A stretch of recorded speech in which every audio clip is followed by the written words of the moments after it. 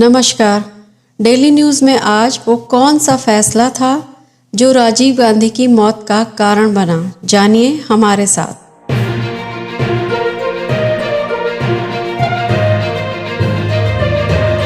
श्रीलंका में मुख्यतः दो समुदाय को मानने वाले लोग हैं, एक सिंहली और दूसरे तमिल। लेकिन सिंहली की संख्या वहां पर ज़्यादा है, इसलिए उनका वर्चस्व भी श्रीलंका में ज़्यादा है।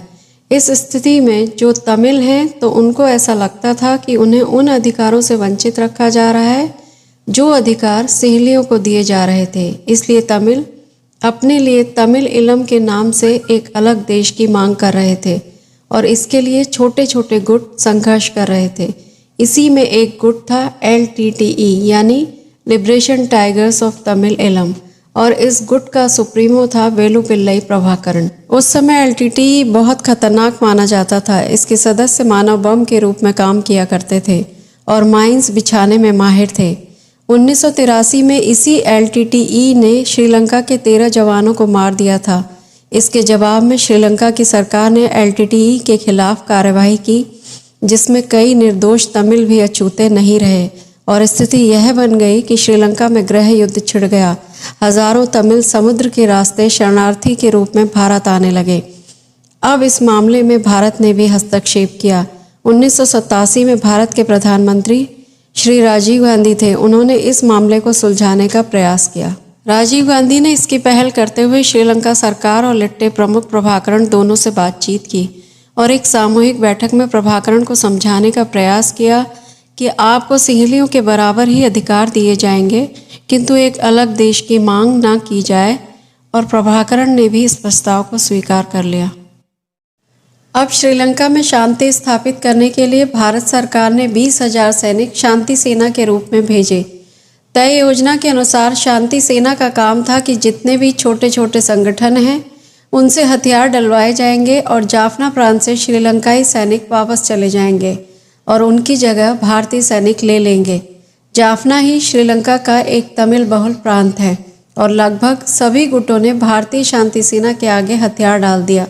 लेकिन लिट्टे यानी LTTE प्रमुख प्रभाकरण इससे मुकर गया और जैसे ही श्रीलंकाई सेना ने जाफना प्रांत को छोड़ा और उनकी जगह भारतीय शांति सेना ने ली, ये संगठन भारतीय सेना पर ही हमला करवाने लगा।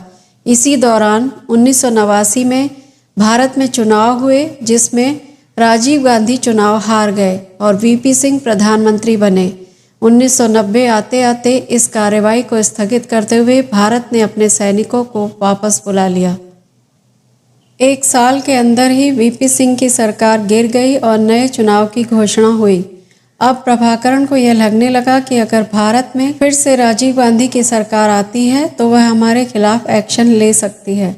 प्रभाकरण नहीं चाहता था कि भारत में राजीव गांधी की सरकार बने, इसलिए प्रभाकरण ने राजीव गांधी को मारने की योजना बनाई और इस साजिश की जिम्मेदारी शिवराशन को दी। शिवराशन अपने साथ 2 महिलाओं शुभा और धनु को लेकर तमिलनाडु पहुंचा और धनु को मानव बम बनाने का निर्णय लिया गया। पर शिवराशन साजिश को अंजाम देने से पहले निश्चित कर लेना चाहता था कि उसकी साजिश में कहीं कोई कमी न रह जाए और नेता के आसपास जो सिक्योरिटी होती है उसे भेदा जा सकता है या नहीं। इसके लिए उसने 12 मई 1991 को VP सिंह की चुनावी रैली में अपने साथियों के साथ रिहर्सल की। अब शिवराशन अपने कार्य को अंजाम देने का इंतजार कर रहा था।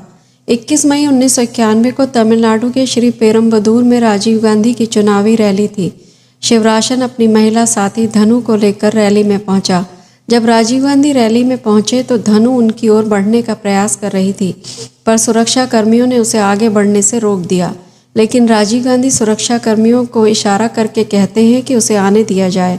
इस तरह धनु उन्हें हार पहनाने के बहाने उनके पास तक गई और पैर छूने के बहाने नीचे झुककर कमर में बंधे बम का बटन दबा दिया और धमाके के साथ राजीव गांधी सहित 18 और लोगों की मौत हो गई।